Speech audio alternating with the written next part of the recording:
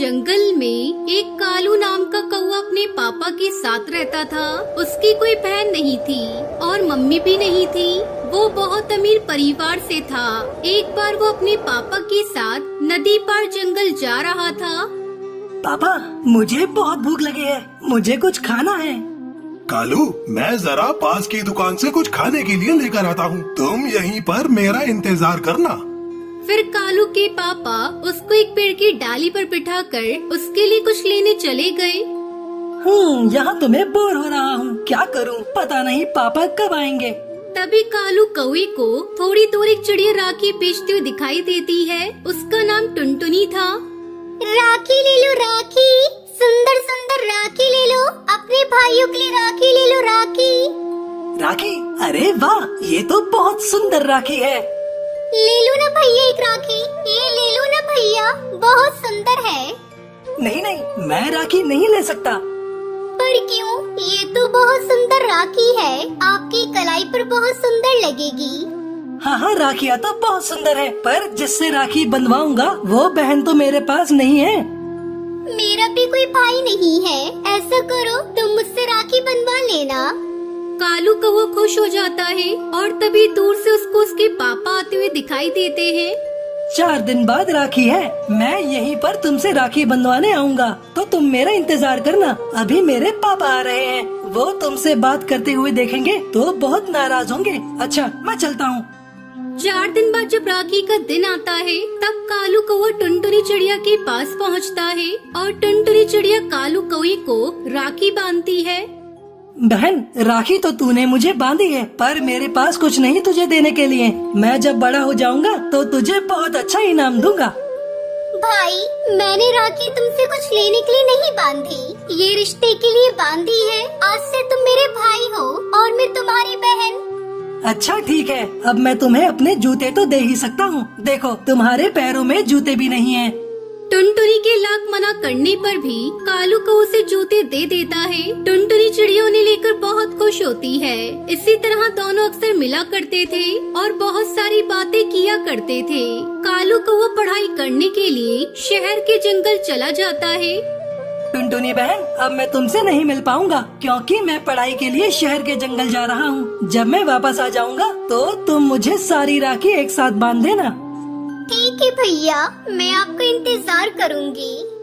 कुछ साल ऐसे ही बीत जाते हैं। अब दोनों बड़े हो जाते हैं और कालू की भी पढ़ाई पूरी हो जाती है और वो वापस अपने घर आता है।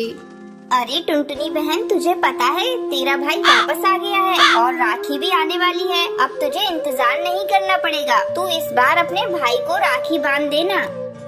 फिर राखी का त्योहार आता है। टुनटुनी चिड़िया कालू के घर पहुंच जाती है। उसका बहुत बड़ा घोंसला देखकर वो हैरान रह जाती है और अंदर जाने लगती है। अरे अरे अरे, कहाँ जा रही हो चिड़िया? मुझे कालू भाई से मिलना है। अरे, कालू सेठ से कोई नहीं मिल सकता। और वैसे भी तुम हो कौन? मैं कालू भाई की बहन हूँ। अरे, कालू सेठ की कोई बहन नहीं है। जाओ जाओ, किसी और को बेवकूफ बनाना। टुनटुनी चिड़िया वहाँ से नहीं जाती। तभी तेज बारिश होती है और टुनटुनी चिड़िया बारिश में वहीं खड़ी रहती है। टुनटुनी चिड़िया कालू कौवे को आवाज देती है और आवाज सुनकर कालू उसके पास आ जाता है। अरे कालू भैया, तुम इतने सालों से कहाँ थे? मैं हर राखी पर तुम्हारा इंतजार कर रही थी। कौन हो तुम? भूल गए कालू भाई, आज से कुछ साल पहले मैंने तुम्हें राखी बांधी और तुमने मुझे अपनी बहन बनाया था। क्या बक रही हो तुम? मैं तुम जैसे छोटे पक्षियों को अपना रिश्तेदार बनाऊंगा? ये झूठ है। नहीं भैया, ये सच है। तुम मुझे अपनी बहन कहते थे और मैं राखी बेचती थी। तुमने कुछ साल पहले मुझसे ही राखी खरीद कर और मुझसे ही राखी बनवाई थी। मुझे ऐसा कुछ याद नहीं, और अगर ऐसा हुआ भी है तो वो मेरे बचपन की बात थी। अब सब भूल जाओ, मेरी कोई बहन नहीं है। अब यहाँ से निकलो, पता नहीं कहाँ कहाँ से आ जाते हैं गरीब पक्षी। टुनटुनी चिड़िया मुंह लटकाकर वहाँ से चली जाती है। कई दिन बीत जाते हैं। एक दिन जंगल में कई सारे चील आ जाते हैं और कालू कौवे की आंखों पर हमला कर देते हैं। कालू कौवा घायल होकर नीचे गिर जाता है। तभी थोड़ी देर बाद टुनटुनी चिड़िया वहाँ से गुजरती है और उसे ऐसी हालत में देखकर टुनटुनी चिड़ियों से हॉस्पिटल ले जाती है और डॉक्टर बुलबुल टुनटुनी चिड़िया से कहती है, टुनटुनी चिड़िया, हमले की वजह से तुम्हारे भाई की आंखें चली गई हैं और उसके पास समय बहुत कम है। हमें जल्द ही किसी पक्षी की आंखों का इंतजाम करना पड़ेगा। ये क्या कह रही हो डॉक्टर? ऐसा करिए, आप मेरी आंखें कालू भाई को लगा दीजिए। पर टुनटुनी, तुम बिन आंखों के देख नहीं पाओगी। मुझे इसका कोई मलाल नहीं। डॉक्टर, आप मेरी आंखें कालू भाई को दे दीजिए। वैसे भी मेरे आगे पीछे मेरा कोई नहीं है। अब मैं उनकी नजरों से दुनिया देखूंगी।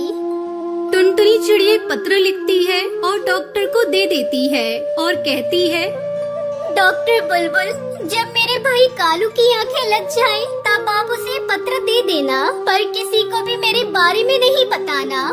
ठीक है टुनटुनी, जैसा तुमको सही लगे। कालू कौए की वापस आंखें आने के बाद डॉक्टर बुलबुल कालू को टुनटुनी चिड़िया का पत्र देती है और उसमें लिखा होता है, कालू भाई, तुमने शायद भाई बहन के रिश्ते को एक मजाक समझा, पर मैंने तुम्हें अपना भाई समझा और मैं आपको अपनी आंखें दे रही हूँ। इन आंखों में कभी भी आंसू मत आने देना और कभी किसी का दिल मत तोड़ना। तुम्हारी बहन टुनटुनी। ये सुनकर कालू कौए और उसके पापा की आंखों में आंसू आ जाते हैं और वो अपने किए पर बहुत पछताते हैं।